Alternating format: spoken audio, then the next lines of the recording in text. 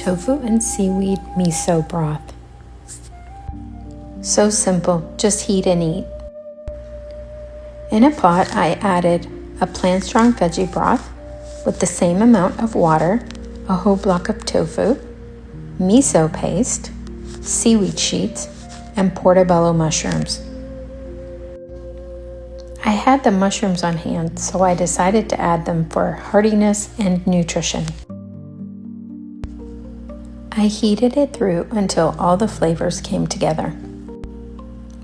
Then just served and enjoyed. For a variation, I later added some sliced ginger and some jalapeño, and I reheated the soup, which gave it a nice kick and a spice. I hope you tried this. It's a super easy broth to make. Enjoy!